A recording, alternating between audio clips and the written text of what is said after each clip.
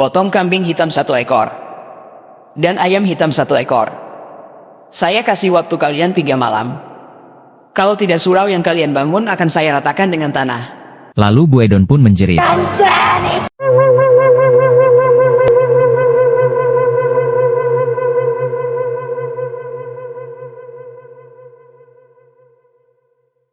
Pemirsa cerita Gaplok.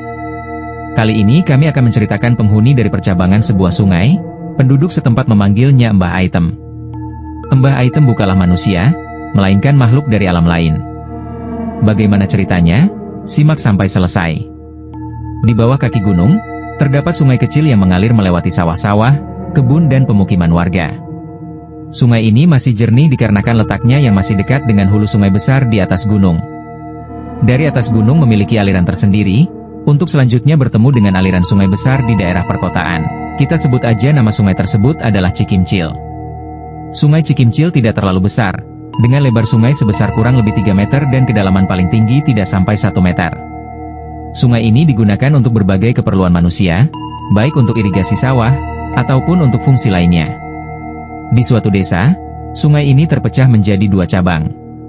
Kepercayaan masyarakat terdahulu, di tempat bertemunya sungai, ataupun di tempat terpecahnya aliran sungai, maka akan ada penghuninya. Di tempat terpecahnya sungai Cikimcil, tepat di sisi kedua belah sungai, terdapat sebuah surau. Dahulunya tempat ini adalah lahan kosong yang ditempati pepohonan, rumput dan ilalang. Mungkin salah satu alasan kenapa dibuat surau di pertigaan sungai atau cagar sungai tersebut adalah untuk mengurangi keangkeran dari tempat tersebut. Dikarenakan dahulunya banyak orang yang mengalami kesurupan di tempat tersebut. Di pinggir sungai Cikimcil terdapat rumah warga, denah rumah mereka biasanya dapur menghadap ke sungai. Hal ini untuk memudahkan warga untuk mencuci pakaian dan peralatan dapur. Bahkan untuk kotoran manusia langsung dibuang ke sungai. Pertigaan sungai yang dahulu sepi secara perlahan mulai ramai. Aliran sungai yang dahulu bersih dan bening, sekarang sudah mulai keruh dan banyak sampah. Salah satu warga penghuni tepi sungai adalah Bu Edon. Bu Edon merupakan pribadi yang cukup temperamental, sering melampiaskan amarah kepada suami dan anak-anaknya. Dia juga sering mengacuhkan peringatan warga untuk tidak membuang sampahnya langsung ke sungai. Ketika diberitahu warga, Bu Edon membalasnya dengan lebih galak. Hal ini yang membuat warga sekitar mengacuhkan Bu Edon. Berkebalikan dengan Bu Edon, suami dan anak-anaknya dapat berbaur sangat baik dengan masyarakat.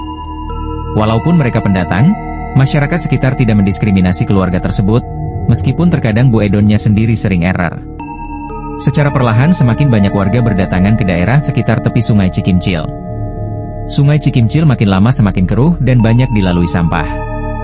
Plastik, kayu, dan benda kuning mengambang menjadi pemandangan yang biasa.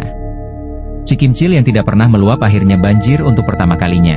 Lama-kelamaan banjir ini menjadi siklus 5 tahunan di Cikimcil. Meskipun ini masih daerah hulu yang harusnya masih terbebas banjir. Warga yang sudah terbiasa membuang sampah di sungai, tidak menghiraukan imbauan dari tetua desa untuk tidak membuang sampah sembarangan. Sampai pada akhirnya suatu hari selepas asyar, terdengar suara keras dari rumah Bu Edon. Bu Edon memarahi anak-anaknya, entah apa alasannya. Semakin lama suaranya semakin histeris. Warga berdatangan untuk melihat apa yang sedang terjadi. Warga melihat Bu Edon bermain tangan, dan melemparkan panik segala macam ke arah anak-anaknya. Anak-anaknya hanya bisa terduduk menangis. Tak lama warga pun memisahkan ibu dan anak-anaknya. Bu Edon mulai bisa tenang, dan dia pun diam terduduk. Tak lama kemudian Bu Edon terlihat menggigil. Dan lalu duduk bersila. Kepalanya menoleh ke kanan ke kiri, lalu melihat ke atas.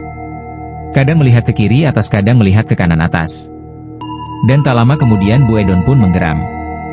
Anehnya suara yang keluar bukan suara Bu Edon. Warga semakin aneh melihatnya. Kulitnya menjadi hitam semua. Dan warga semakin terbelalak. Bu Edon yang duduk bersila melayang. Ya, Bu Edon duduk bersila sambil melayang, setengah meter di atas tanah. Lalu Bu Edon pun berkata, Saya penghuni asli Muara Sini. Menumpang tubuh dari wanita ini. Kalian semua warga yang datang ke tempat ini hanya bisa merusak tempat saya. Pohon kalian cabut. Sungai kalian kotori. Bahkan kalian buang air besar di tanah saya. Apa yang kalian lakukan di sini? Potong kambing hitam 1 ekor. Dan ayam hitam 1 ekor. Saya kasih waktu kalian 3 malam. Kalau tidak surau yang kalian bangun akan saya ratakan dengan tanah. Lalu Bu Edon pun menjerit. Dan jatuh ke tanah, tak lagi bersila. Kepalanya menunduk ke arah bawah. Dia kemudian mulai sadar. Dengan suara bergetar bertanya kepada warga. Apa yang terjadi katanya? Tetangganya lalu menceritakan kepada Bu Edon apa yang terjadi. Bu Edon semakin lemas, dia pun hanya bisa berbaring tanpa bisa menggerakkan badannya. Seperti seorang yang terkena stroke. Cerita Bu Edon yang bisa melayang dan penghuni muara bertubuh item mulai tersebar. Keesokan harinya banyak orang berdatangan ke kampung itu, terutama kerabat Bu Edon. Suami Bu Edon masih bingung akan kondisi Bu Edon mendapatkan saran dari kerabatnya untuk berobat ke orang pintar. Pengurus surau yang kebingungan akan ancaman dari Mbah Item pun pergi ke pesantren terdekat dan menceritakan ancaman Mbah Item tersebut. Akhirnya orang pintar dan pengurus pesantren pun berdatangan. Akhirnya Bu Edon pun mencoba disembuhkan oleh orang pintar itu, dengan membakar dupa dan kemenyan sambil berkomat kamit. Tak berapa lama si orang pintar tersebut pingsan. Dia berkata Mbah Item masih menumpang di dalam Bu Edon, dan ilmunya belum cukup menghadapi Mbah Item. Para pengurus pesantren dan surau pun berkumpul di rumah warga. Mereka bermusyawarah apakah harus memenuhi permintaan Mbah Item untuk mengorbankan kambing dan ayam. Warga memutuskan untuk memenuhi permintaan tersebut, dan mulai mencari kambing dan ayam hitam sesuai permintaan. Keesokan harinya secara kebetulan datang pria tua ke kampung itu. Pria itu adalah penduduk asli dari kampung itu, yang telah lama tinggal di kota lain. Orang-orang memanggilnya Kong Bacun. Dan Kong Bacun ini juga dikenal warga memiliki kekuatan supranatural. Pernah terjadi suatu ketika ada boneka terbang yang mengancam warga, berhasil dilumpuhkan oleh Kong Bacun. Kong Bacun pun mendengar cerita warga yang sedang mencari kambing dan ayam hitam. Dia pun meminta warga untuk menghentikan pencarian tersebut.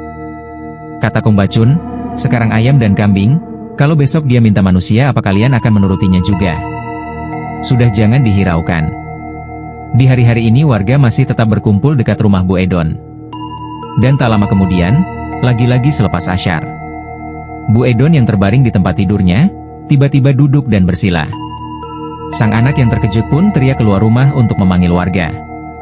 Bu Edon kembali melayang, dia berkata, "Mana kambing hitam dan ayam hitam yang saya minta? Apakah kalian sudah bosan hidup? Aku hancurkan surau kalian sekarang." Kong Bacun yang ada di antara warga pun terkekeh. "Kalau kau mau hancurkan ya hancurkan, tapi aku pastikan kau tidak bisa kembali ke alam MU." Mbah Item dan Kong Bacun pun saling berhadapan dan berkomat kamit. Tiba-tiba terdengar suara gedebruk, Bu Edon terjatuh. Kong Bacun pun meminta warga tidak khawatir, karena Mbah Item sudah kembali ke alamnya. Tak lama kemudian Bu Edon terbangun, dan tubuhnya sudah bisa digerakkan. Warga pulang ke tempat masing-masing. Kong Bacun pun meminta warga meminta Bu Edon untuk memperbaiki sikapnya, hilangkan sifat jorok karena itu akan memancing makhluk dari alam lain untuk datang ke tempat yang jorok. Hilangkan sifat emosinya karena akan memancing makhluk itu menumpang di tubuhnya. Bu Edon pun berterima kasih kepada Kong Bacun. Dan sekali lagi, Anda dapat tidak mempercayai mistis, tapi jangan meremehkannya. Sampai jumpa lagi di video berikutnya, jangan lupa like dan subscribe.